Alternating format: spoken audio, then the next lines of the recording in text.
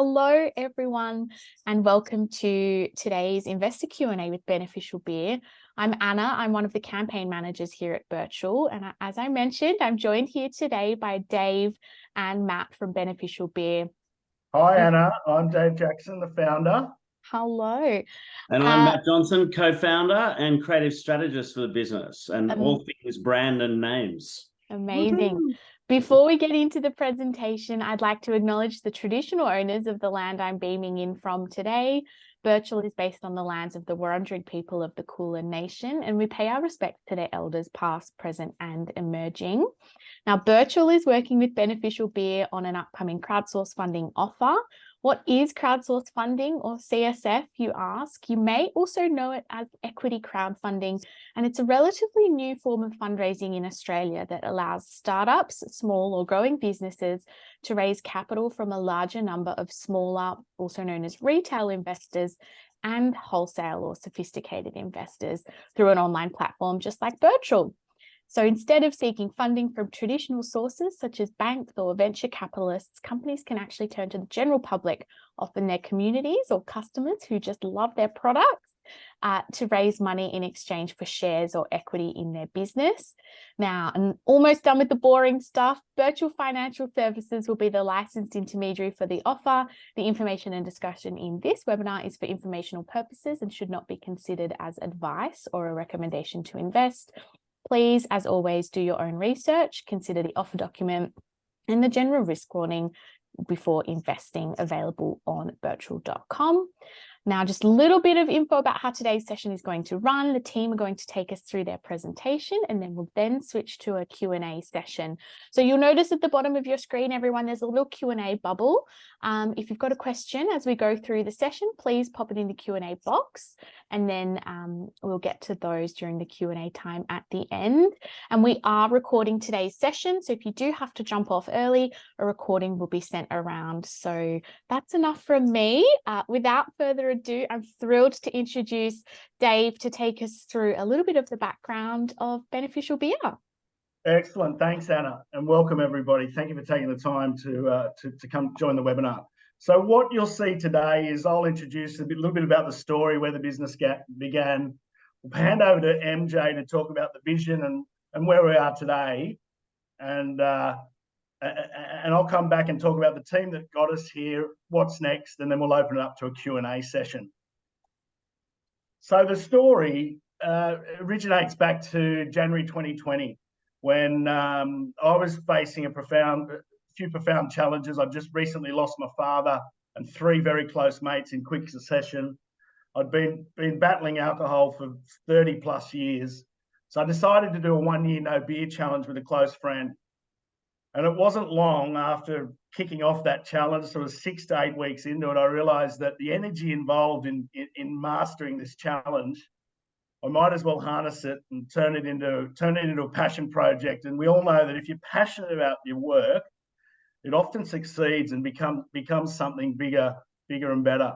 So, not long after, sort of February, I'm online with Matt Johnson, great old mate of mine, famous creative director in Sydney. I said, Matt, I want to create Australia's leading non-alcoholic brand. And I need your help. Create me a pitch deck. We'll run around town. We'll go raise some money, and we'll go and brew this beer, and we'll jump onto it. I've been drinking this Heineken Zero, and I need a better beer. So Matt created the deck, and we to and fro around the brand. Come May, after lockdown, we ran around the inner west, walked around with our pitch deck and went and saw the brewers in the inner west and said, we're going to do this, we're going to do that. And they sort of laughed at us and, yeah, not as easy as you think, or, we're too busy, we can't help you. A few of us took us down the garden path for a few months. And then I'd obviously been searching online about brewing, and op popped an advert, Queensland TAFE. Come and study at Queensland TAFE how to brew beer. And I'd said to Mum that I was going to raise this money and build a brewery and build a brand. And Mum was like, "You don't even know how to make beer. I think you should learn how to make beer before you raise some money." So I enrolled to go and study brewing at Queensland TAFE, and rang the TAFE and thought, "Oh, this will be good. I'm 50-year-old guy, and they said, look, we had 80 applicants for our first course and we only took 10, and we think there'll be probably 180 applicants in the second course. Long story short, we bought a house. My wife and I bought a house online in October 2020. The TAFE accepted me to the course in November 2020. The borders opened on the 3rd of December, which was the last day of school in Queensland. We raced up. We got my son into a school in Queensland. And, as they say in the classics, the rest is history. I did 6 months at Queensland TAFE in January 2021. And in June 2021, said to Matt, right, I'm ready to go. Let's go. And threw some comments into the WhatsApp chat that I'm friends, got a bunch of friends in, and within 48 hours, we'd raised $275,000 to take this vision that I had of the Beneficial Beer Co. live. And I had a chat with Matt after telling him this money's hit my bank account. And he said, well, you better start brewing. And I was like, Matt, it's not as easy as you think to actually make a beer that tastes like beer. Sort of 3 different methods, which we can talk about a little later. And I said, I think I need to call Bruce Peachy, but let me do this. I want to. So I approached Bruce on LinkedIn through the messenger. And Bruce, David Jackson, I met you years ago at Blue Tongue Brewery in Newcastle. Matt was the creative director of that business, and Matt and I have just raised all this money. We need some help brewing. And then Bruce just said, "Here's my number. Call me." So I rang him the next day. Bruce is a man of few words, but when Bruce talks, you actually listen. And Bruce said, "David, what sort of beer do you want to make?" I said, "Bruce, I want to make a lager. I can drink lots of it at the Prince at Merewether on a Friday afternoon, and all the boys don't even know that I'm drinking a non-alc beer." He said, "That's great, David. I've actually got a perfect recipe for that. I made it 6 years ago for another company. I've got the technology sitting in a warehouse ready to go." So it was great. So literally hung the phone up and said to Matt, "Bruce needs to come in as a co-founder. Let's give him some equity." So then that's it. August 21, the business was born with a vision to take us forward. So the challenge was that we realised was hard to brew a non-alc beer that tastes like beer. And the opportunity was to actually find that solution and actually brew those Aussie classic beers that actually taste like beer. And securing Bruce Peachy was where it was at, and we were so lucky to do that. Matt, I'll hand it over to you to give a rundown on the vision and talk to everybody about where we're at today on the core range and the classics, and then I'll come back in and talk a little bit more about the taste, etc. Thanks, Matt. Great. Welcome, everyone. Thanks for being here. So our vision and our mission are pretty simple, but we believe in them very strongly. So our vision is to be the fastest selling premium mainstream non-alc craft brewery that's beneficial by name and by nature. So with a mission to brew non-alc Aussie classic beers that taste like beer. And that, I guess, goes into what Dave was saying about our process. It's like we do actually brew a beer and then we cold filter the alcohol out of it, so it still has the right flavour in it.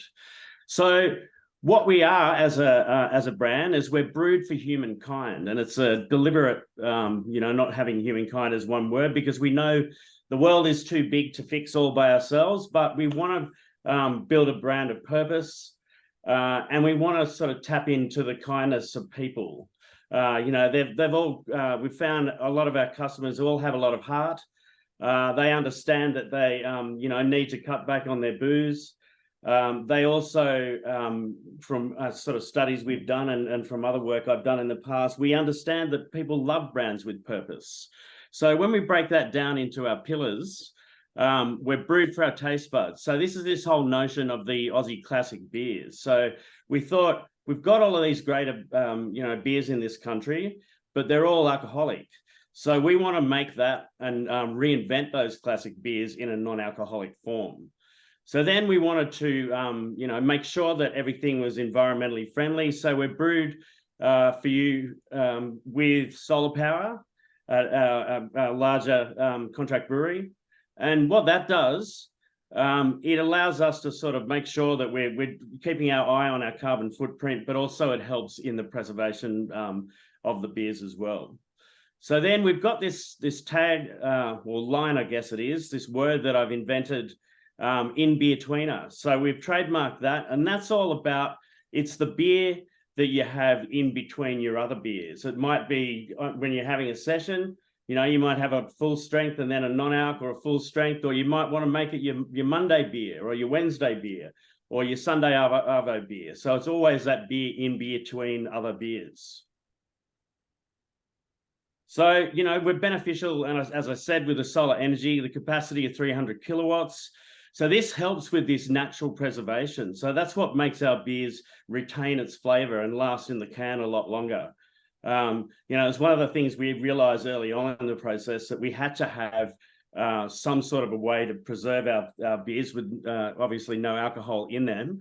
So having that is a really good thing to make it carbon neutral and solar powered as well. So then we go into our core range here. So we've got obviously the Stone Cold Lager Dave talked about before. It's our first one and our biggest one, and it's also the most awarded non-alc lager in the country. So what we've done with our naming convention of this is everything is a nod to sobriety.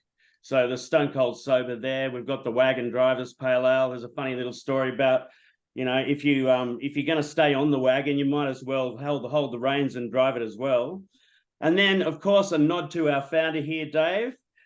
You know, he had his challenges early on in life. And now this is an ode to him, and I guess an ode to his dad. They used to sit around and have a 2 years old. So it's a bit of a nod to that. And this is our Dave's Drunken Less Dark Ale. So then we have our limited releases that we've been doing. So the Lowdown Lager, it's highly awarded as well. And we did that specifically for Ali. Now, at that time, we weren't really sure of what we were going to do with our brand, whether we wanted to put it right up front or we wanted to create something a bit different. So we tested the market with this, and it's worked quite well. And there will hopefully be some other things coming in the future, I believe. So the other part of it is the Chairman's Lager. So this is a corporate series. What it does is allows us to get into the fridges of companies for those Friday Arvo drinks when, you know, a lot of staff maybe push it a little far. So this is there for them if they need to go and pick up the kids or they want to drive home afterwards. Thanks, Matt. Yes, look, so, you know, we talked about it, and I remember early conversations with some advisors in the day, and it's all about the taste. You know, if you're going to, you know, in the beer business, it's if you don't have the taste now, it's very hard to ensure that the brand will succeed. So bringing Bruce on was vital.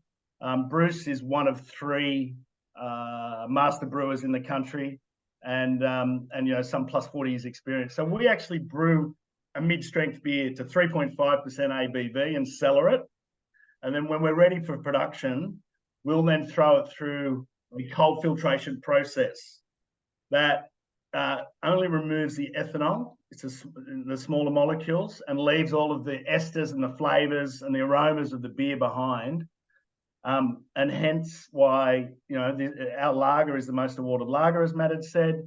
You know, the Google ratings stand out. You know, it's just, and we know liquid on lips. Once this product is tasted by people, no one is saying anything but positive commentary about it.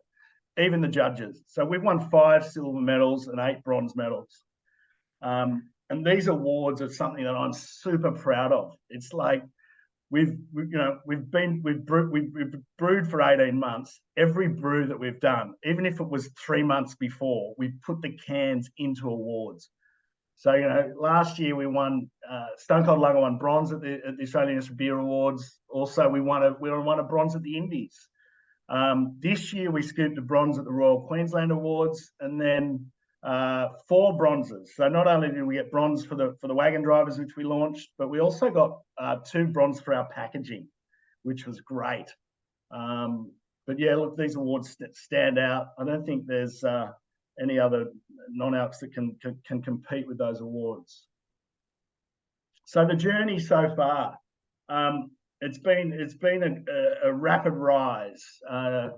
Kicked off February for our first brew of the Stone Cold Lager, launched that into the Newcastle market as a test and some key online websites in March 22.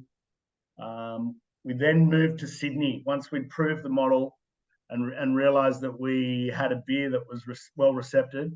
moved into Sydney, hired a salesperson in Sydney, and started selling in the Sydney market. We brewed again in October, and also exported to New Zealand.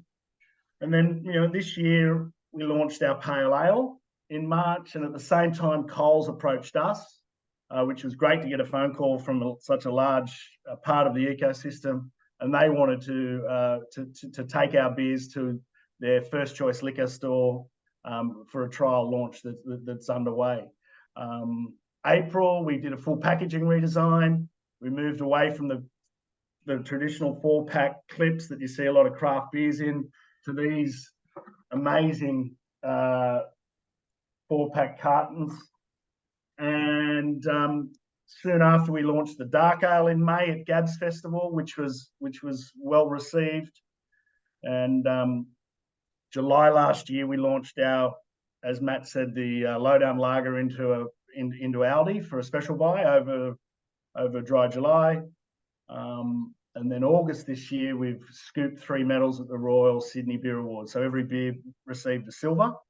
And also, not long after, we scooped a couple of silvers and a bronze at the Indies. And the lowdown lager scooped a bronze, and it was only 0.5 away from getting a gold medal. And there was only 1 gold medalist this year. So more recently in September, we've just taken on First Sip Group, and we'll talk a little bit more about Riley and her team later, but it's allowed us to have a sales team across 3 states that are working for us, and that's proving very, very positive. So here's a little traction slide on the traction today. And it just shows you that, since we started over the last 12 to 18 months, we've got some solid foundations.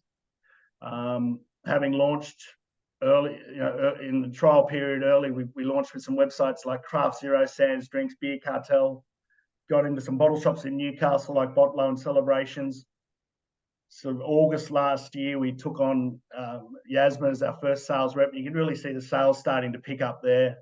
We're also launched on Dan Murphy's website on the Dan's Marketplace, took on a national distributor into the IGA supermarkets, and then April, June, launching our new packaging and our new beers, the dark ale and the pale ale. The Aldi deal came off, which was sensational, and more recently, First Sip Group. But what's bubbling away is really exciting. It's what's keeping me up at night at the moment. And that's the rollout that's happening through Coles Liquor and their 3 stores, Liquorland, First Choice, and Vintage Cellars. So and you will have seen on our socials we're really proud of that momentum. And also recently taking on a national distributor, which is great, Paramount Liquor. So they're now stocking the beer. What do we got next? Matt, do you want to give a quick overview, a little bit of some of that progress that we talked about on those logos there? Yeah, for sure. And then I think you touched a little bit on that just now. So with our distribution, so Paramount, largest independent wholesaler, supplying clubs and restaurants. Then Coles Liquor Group, that was a huge win. We were all super excited about that. And then it's starting to roll out quite nicely into the stores. Then we've got the First Choice, part of the Coles Liquor Group. Our trademarks and logos, our little smiley schooner, everything is been put through IP Australia. We've got ticks on all of that. The First Sip Group, so that's Riley and her team. She's come from Heaps Normal, which has given us some excellent sort of insight into how to distribute our product better, which is amazing. And then on the way is the ALM Connect, which will be happening through New South Wales, Queensland, Victoria. So this is what I think the exciting part is. So the industry overview. So this is I guess a category that just seems to be going from strength to strength across the globe. So we've always kept our eye on what's happening overseas. Australia takes a little while to sort of get traction with some things. So this in particular seems to be one of those cases. When we started out, there was hardly any non-alcs brewed in Australia, and then look at it now, and it's still growing. So the global NOLO grew to 10 billion in 2021, and accounted for 3.5% volume share of global beverage alcohol market in 21. And the zero alc continues to grow in Australia. So retail has surged category to 152 million in 22. Australia saw 60% volume growth of non-alc beer, cider, wine, spirit and RTDs in 22. 31% of Australian adults already purchasing non-alc beverages. And I guess, everyone's becoming a lot more health conscious. And I think lockdown proved to make a few people get unstuck with this. So they're looking for other alternatives, and we're loving that. And 71% planning to increase their consumption of no low alc drinks over the next 12 months. So it's looking pretty strong. Thanks, MJ. So yeah, look, the business and the revenue model made up of four main pillars here. We wholesale our beer to bottle shops, pubs and bars. We also retail with the major retailers such as the Coles Liquor Group and Aldi. We also have our e-commerce play, which is direct to consumers via our website and also third-party e-commerce platforms like Dan's Marketplace, eBay, Amazon, etc., and export, which is something we're looking to grow as well. The revenue model and the business to date, you can see here the key revenue splits. So 83% has been the Stone Cold Lager, but that also includes the varieties that we have with that, as the Chairman's Lager and the Aldi Lowdown Lager. So really good business opportunity for us, and is to be able to brew the one beer but move it on under different brands. It allows us with our contract brewers to hit that MOQ that they desire, and these contract brewers have large MOQs, so being able to do a brew and have it out into 3 different brands is keeping fresh beer in the market. The wagon drivers and the Dave's Dark Ale, obviously a smaller percentage because they've only been on market for the last 3 to 6 months. Pathway to market, you can see there we've got major and national retailers at 39%. Our independent retailers, which we're working through, about 150 at the moment, is 48% of the revenue. And then hospitality venues, which is what we call the on-premise, 5%. And direct to consumer and via online is 8%. It'd be really good to keep that direct and consumer at that 8%. The margins there for direct are a lot bigger. But as the sales grow, it'd be nice to ensure that sticks to 10% or more. Oops, hang on, what have I done? Oh, hang on, sorry about that. Geography. So yeah, most of the sales have happened in New South Wales and ACT because that's where we've had a sales rep for the last 12 months. But more recently, taking on First Sip Group and Riley, who, as Matt said, was ex-Heaps Normal. And in months, she helped that business grow from selling hundreds of cartons a month to thousands. We're now got boots on the ground in Victoria and Queensland, and they're starting to grow as well. Business strategy. Okay, so we're looking to expand, employ, build, innovate, and increase. We want to expand that sales team. We want to nurture the existing customers. We also want to continue to accelerate our, that core range, and having that national distribution through Paramount is sensational and will be sensational. It allows us to really grow that on-premise scene. But also we want to employ a full-time marketing resource to really help us drive our own awareness and trial marketing, which we've got the campaigns all set out. Matt's done a fabulous job with the creative there, and we're just about to push the button on that, which will be great. So yes, you'll probably be bombarded by more Facebook and Google, Facebook retargeting ads. But if you do, please like them, please share them, please comment. A lot of keyboard warriors out there we've found. But yeah, look, we want to employ someone to really get in, not only the online, but really grow the fan base and the community drinkers. We find that liquid on lips is key for this product. So we'll start to do a lot more tastings in the stores that are building it, taking us on. Build our e-commerce platform, as I talked about. And then innovation is key. Like, the whole sector has innovated. And one of the exciting innovations that we're working on is for a large retail group that approached us and sort of wanted us to do what we're calling a moderation pack. So that's in development at the moment.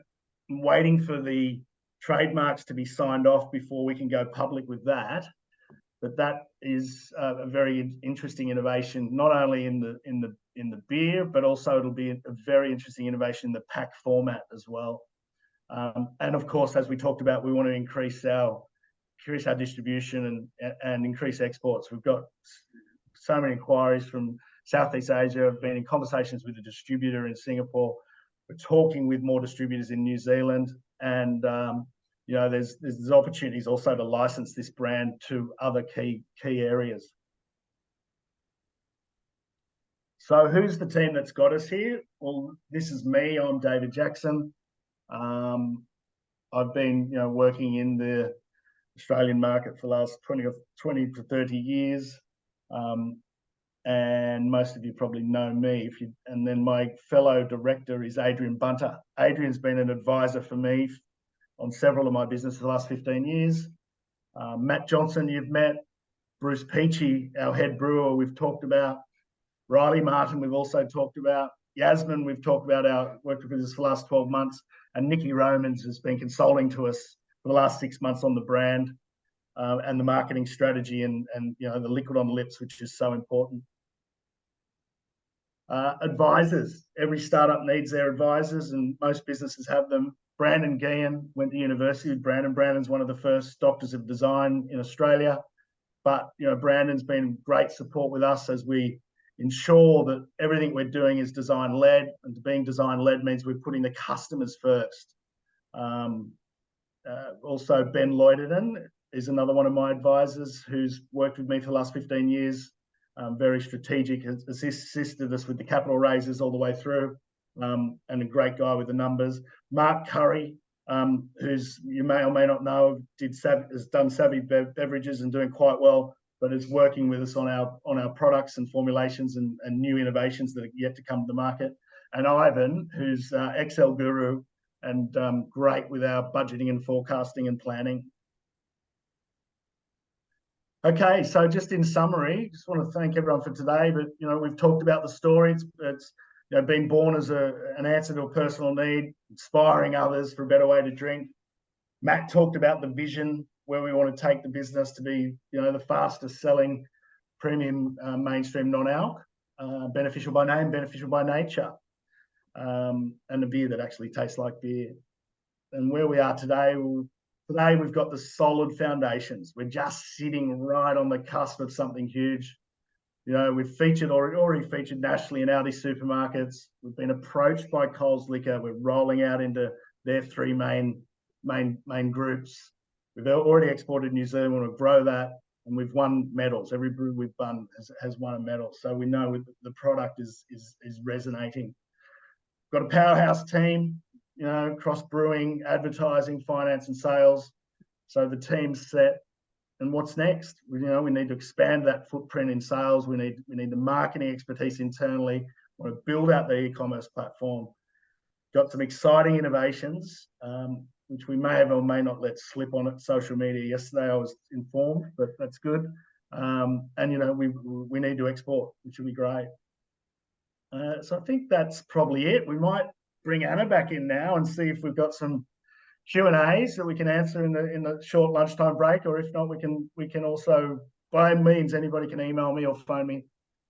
We've got some great questions that have come through. Thanks, Dave. That was super interesting, and I can see why you've been a busy man in the past couple of years. So thank you everyone who's popped their questions in so far. Please continue to put them in the Q&A bubble. We'll kick us off with a question from Jose. I hope I'm pronouncing your name correctly. They've asked for a little bit of information on your target audience, and they've mentioned Australia is a country with many sports enthusiasts. Would you tap into that market and run a campaign focused on athletic individuals? Absolutely. So we've had pictures from the Cycling Association and the Running Association, but look, the target market is a diverse market. We're focused in on the 35 to 40-year-old category, split 80-20 male-female, with a 5-year skew either side, and great question on sports. We've got an ambassador that's working with us, Tag Keneally, ex-Swans coach / Swans player. but those categories will be developed and targeted specifically. Matt, do you want to add any more on that in terms of? Yeah, and I think that's where, with having Mark Curry on board with his knowledge of nootropics and things like that, is one thing that we are looking at down the track. And I think that's going to really be able to tap into, this beer as more of a post-workout or post, sports game drink. Yeah, amazing. So we've got another question here from Jose. They've asked, have you considered creating your beer mix with lemonade? You'd have to ask Bruce that and Matt, but no, I haven't. Yeah, I do, just on the off chance. I do love a shandy, and I use the Stone Cold Lager all the time, actually. So love yeah, that. Quite partial to a shandy myself. Yeah, but Ozo, look, the brand and the vision is all about bringing the classics back. So we see ourselves as the Friday afternoon lager, pale ale, dark. We've got an exciting innovation coming out early next year, which will be an XPA, but we won't give much more about that. But I'm not sure a lemon scented beer is for us, or for me personally. The mass market classic that we want to bring back, but if the demand's there, we could consider it. Love it. And you've talked a little bit about the real focus of the brand. We've got a question here from Andrew. They've asked, what would be your point of difference between Beneficial Beer Co and something like a Heaps Normal? Well, I think that comes down to the way we get rid of the alcohol. What we don't do is we don't brew up 2.5 ABV. So you're not actually getting a fully brewed product. You're getting something that's just, slightly better than a wort. But what our filtration means that we can retain all of that flavor and nothing gets lost. The mouth feels ever so slightly different, but I think that is the one thing that makes us stand out. Amazing. We've got a question here as well from Jose. Have you considered bottling the beer in glass bottles rather than cans?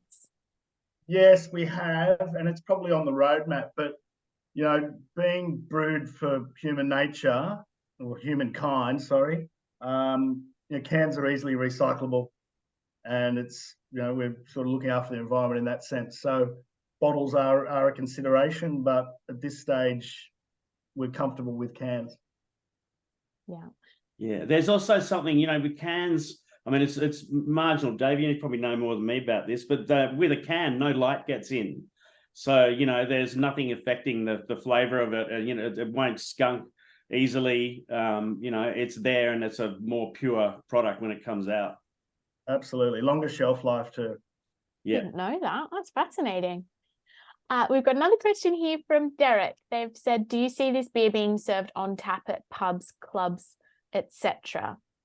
Yes, great question, Derek. So most certainly. I mean, that's my vision. That's what I wanted. That's what I said to Bruce. I want to drink this on a Friday afternoon at the pub.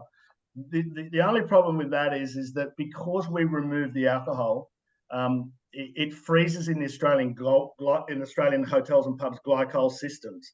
So to be able to get it on tap at this stage, we need to be serving it in venues that can use like a kegerator or a refrigerator with the beer, in a fridge below the pouring point.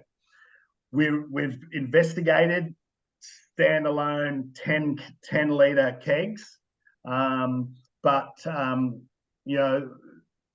it's on the roadmap, and yes, we will consider it, and that's where it needs to go for sure. Yeah, and I think having Dr. Brandon Guillen, Australia's, what was your first doctorate of industrial design or design as a whole, and he's being the CEO of Good Design Awards, which is primarily industrial design. We're pretty well placed to crack this. If it's ever going to be done, we think we've got the contacts to do it. Amazing. We've got another question here from Philip. They've asked, do you need an asterisk after non-alcoholic with it going down to 0.5% alcohol? Is there any risk with P-plate drivers that aren't permitted any alcohol in their bloodstream? Great question. So most orange juice in the fridge in supermarkets, a ripe banana, and a sourdough bread, because it's cooked for a long time, has anywhere between 0.3 to 0.9 ABV. And our brewers have been in conversations with the powers that be. I'm wondering why the orange juice companies, the banana companies, and the bakers aren't required to list their ABV. So 0.5% is negligible. You would need to drink 10 of our beers to be a one standard beer. So there's no need for an asterisk, but there is need for regulations and for the government to look at it. And in fact, I was just interviewed by the ABC last week in Melbourne around this same question. That's starting to raise questions. Interesting. Well, it sounds like it's something you're keenly investigating and trying to work through. Yeah, so on that point also, Anna, what we are looking at doing is our beer, when we test it, is coming out at 0.3 ABV, which allows us to actually be what's known as a zero beer. So at the moment, we're still marking our beer as 0.5, but potentially down the track, we could, have our beer marketed as a zero beer and compete with a Heineken Zero or a Carlton Zero. Yeah, interesting. So Philip has asked, is there any prospect of getting it on tap into a hotel chain? Yes, please. Could you ring me today and we will make that happen? I will bring the refrigerators to those pubs and make it happen. I guess I'm brewing next week. So if in 3 weeks' time, we can keg it and get it into these pubs. So call me or email me. My email is dj@beneficialbeer.com.au. Love it. I guess it's why you're raising as well, right, Dave? To get the sales team, to get the word of mouth out there, and build the profile. So that's right. And those innovations for sure. Amazing. So we've got a few questions here about the sustainability. So Phillips asks, how cost effective is the solar energy compared to other energy sources? So you'd probably need to ask our contract brewers that question. That's, it's their 300 kilowatt of power. It runs the brew house all day long, which then enables them for our product to be made 100% under solar power. Interesting. And that also ties brilliantly into a question we've got from Jay. They'd like to clarify if you use gypsy brewing or contract manufacturers, as you've mentioned, where you depend on someone else brewing your beer. Is there any perceived risk with regards to cost in relying on someone else's equipment? And how easy is it for you to change facilities should a premise increase their charge excessively? Yeah, great question. So the whole gypsy brewing versus contract brewing confuses me, because gypsy brewing to me was we would go onto someone's brew kit and brew the beer. We basically do that. So we've trained and mentored the brewers to do this. In fact, the brewers we use worked for Bruce for 10 years at Blue Tongue Brewery. Is there risk? No, there's not, because we've got 2 facilities that we can use. One's in the Hunter Valley and one's in the Central Coast. It's all our IP. We own the tech. We own the recipes. It's all been done under NDA. So, does that answer the question? I think, Anna. I think so. Yeah. We use contract brewing facilities basically, but it's our recipes and under our guidance. And as I said, I'm there next week brewing with them. We never can before. We never go to full production until we've had Bruce there tasting the brew. And tweaking it if required. So it's a bit of a mix between gypsy brewing and contract, really. The facility we use has a capability to brew 10 million litres a year. It's currently brewing 1.5 million litres a year. There is unknown capacity for us. If we could be brewing 10 million litres a year in a year's time, we'd be very happy. Amazing. Speaking of getting you there, Jose's asked, have you considered any advertising campaigns like the ones Red Bull did in its early days? Have you thought about reaching out to influencers to promote the brand on social media? Yes, we have actually. Yeah, there's a few things. What we are thinking and I won't tell you what the idea is, but like it is very much on the outdoorsman sort of angle. So there's a couple of great influences around that sort of, especially up in the Blue Mountains, I think is one of the better ones. And it's a great place, to sell a beer here because it's hard to get around and you need a car, but also it attracts a load of people in up here. And we find that our beer sells well up there because, like it just seems to work. So, yeah, the answer to that is yes, we have considered it. And then we've also got a list of influencers that we'd love to contact. We've unlocked a new target audience for you, travellers and campers who need to drive their all-terrain vehicles safely. Love it. So we've got that actually falls into the in-betweener. Exactly. Strategy in that pillar. Exactly. In between your non-alc shandies there, Matt. Yeah. We've got a question. Delish. We've got a question from Chris. They've asked, what are your key immediate challenges and your strategies to manage them? So the immediate challenges will be finalising the capital raise to enable us to continue production, to innovate for the large supermarket that wants the innovative product, and continue the distribution expansion. So it's really around the all guns blazing post the capital raise. I don't see too many red flags that we need at the moment, but I think that answered the question, did it? Matt, can you see any challenges? Not at the moment. No, I can't. I mean, we've actually got an arsenal of advertising material ready to roll, in when the time comes. So that's, in my perspective, I don't think we do it all. Yeah, so I could probably add to that. So in this business, the game we're in, there's three key pillars. One is product, two is distribution, and three is marketing.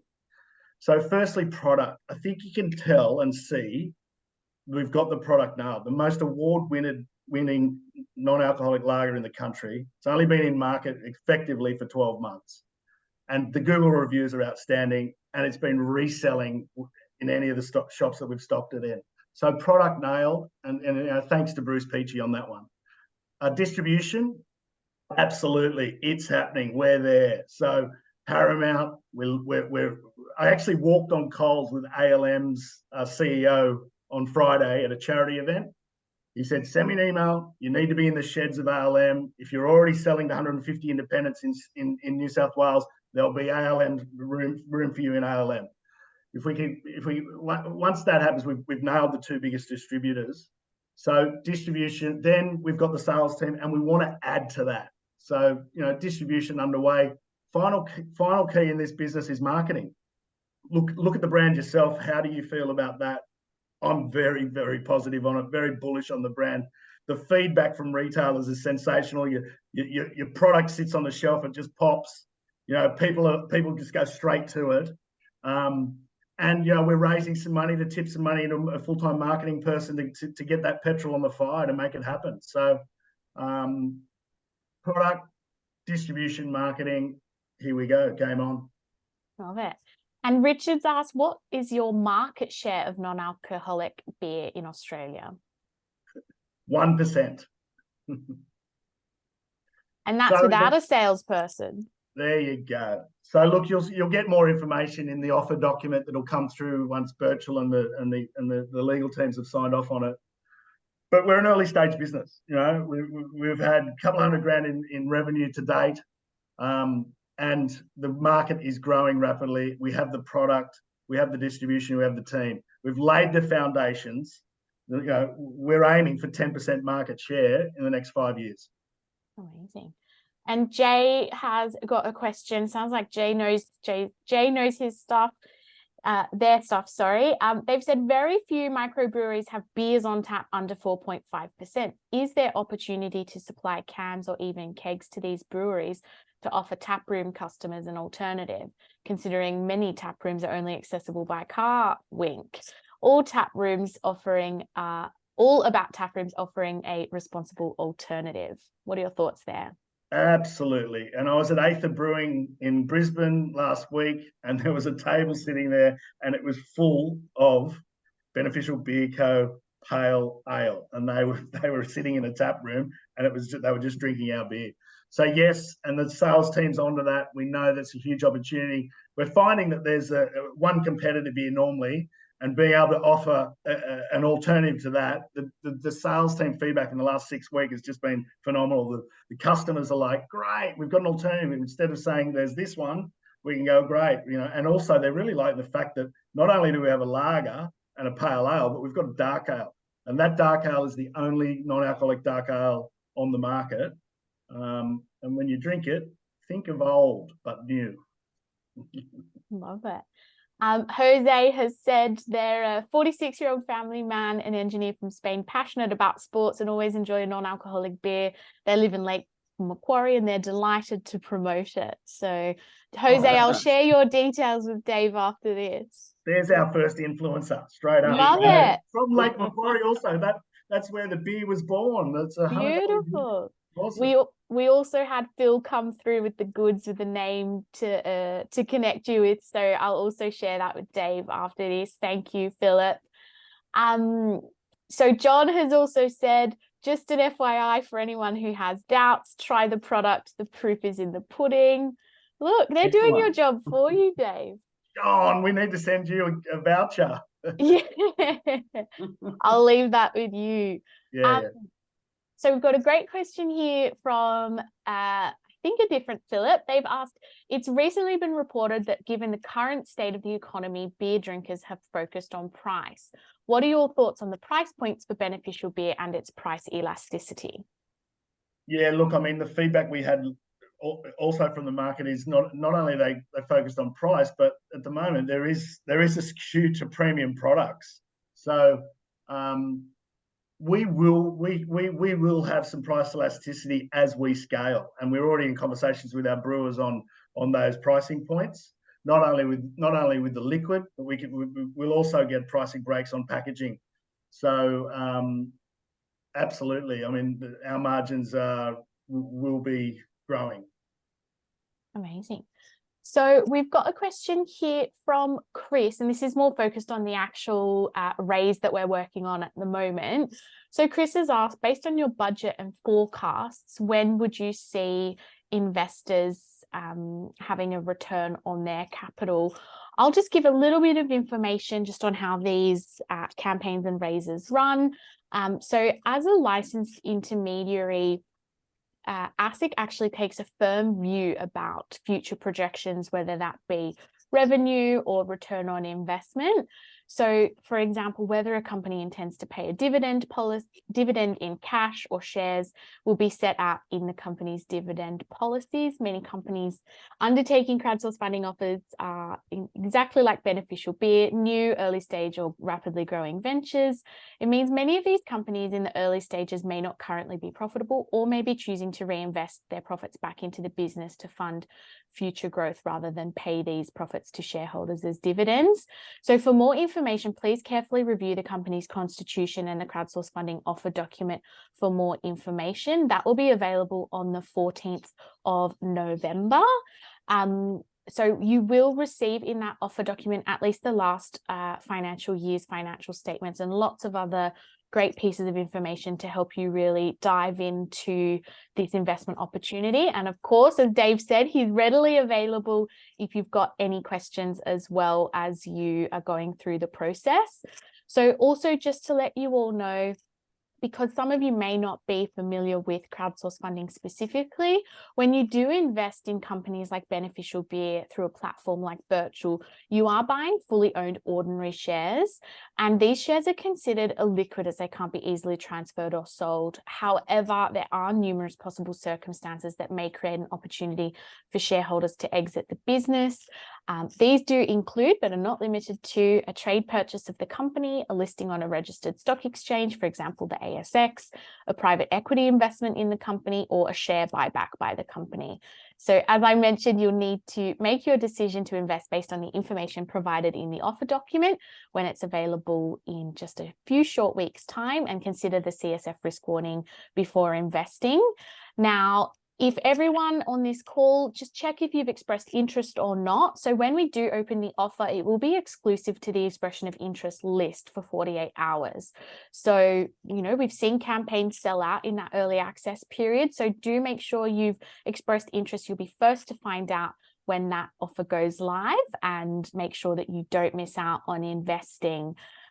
So Katrina's also asked, what investment are you looking for? Great question. So that will all be available when the offer goes live. You'll have all of the information, valuation, the raised targets will all be available when that information goes live on the 14th. So Richard's just mentioned the drinkers, need some merch to promote on our socials. Great product. Wink. His details, because we're so pleased to send out some samples and some merch and get some of our fans promoting the product over the next few weeks and onwards. You know, if you go onto our Instagram and look at the people that have tagged us already, we've had some great videos and some great photographs of fans that love the beer. And just to add to that, once a week, I'm still getting someone who's either ringing or emailing me from an Aldi customer about the lowdown lager. And it was launched for dry July in the middle of winter, not the biggest time of year that people drink beer, but the response has been phenomenal. And even today on the socials, you see a sad comment about a gentleman that's waiting for a liver transplant and really upset that he can't get a hold of his lowdown lager anymore, because our lager diabetics love it. It's low in sugar, you know, because we brew our beer to 3.5%, which means when we put yeast in the wort, the yeast eats all of those sugars in the wort, and then when we remove the alcohol, we're taking all the sugars out. So we've got less than 0.3 grams of sugar, 15 carbs, 62 calories in the Stone Cold Lager. So with your help, we're going to get that knowledge into the market. This is, as we said, we had a rocket on the slide. I think we were told to take the rocket off. So now we've got the schooner glass bubbling with all the things that we're going to do. But yeah, I hope that helps.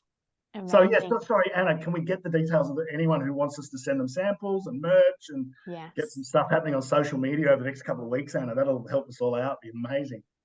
And also keep an eye out, because Beneficial Beer may be offering some juicy incentives when they're releasing the offer. So keep a keen eye out for that's that private period. There'll be a couple of days before we go open to the public, and Anna and the guys at Birchal have recommended to support the early investors that help us get that momentum early in the race. So we're going to offer some discounts and some merch and some tours of the brewery and whatnot, just for our fans that want to show us the support. So that'd be sensational.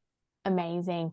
And we've got a great idea here from Philip. They've said, let's do a joint promo with Vanable Fit Out. What better than a 6-pack of Beneficial beer in the fridge of every new van delivered? Perfect. Let's make that happen. We need details of Philip too, please, Anna. Love it. Yes. So we've got lots of questions coming in. I'm just conscious of time. So if we don't get to your question, everyone, as I said, I'll share it with Dave and he'll be in touch. We've got lots of here's for the yes, please samples and merchandise. Love the lager. Going to try some pale if they can locate some today. Great idea, Chris. Can you send some over to me too? That'd be great. Eric said, definitely keen to share the good story far and wide. So samples are welcome. I'm seeing a theme here. Jay's just asked, do you consider your main competition to be large breweries or distributors or indie breweries? For example, when Guinness 0.0 starts to be imported en masse, would this impact sales of the dark ale? No, it's a stout and we're a dark ale and we're the only dark ale on the market. I don't think so. You know what? It will only help our dark ale. Like, thank you very much to Heineken Zero for ploughing millions of dollars into marketing zero beer since 2020, when they were the F1 sponsors. They've created the market for us.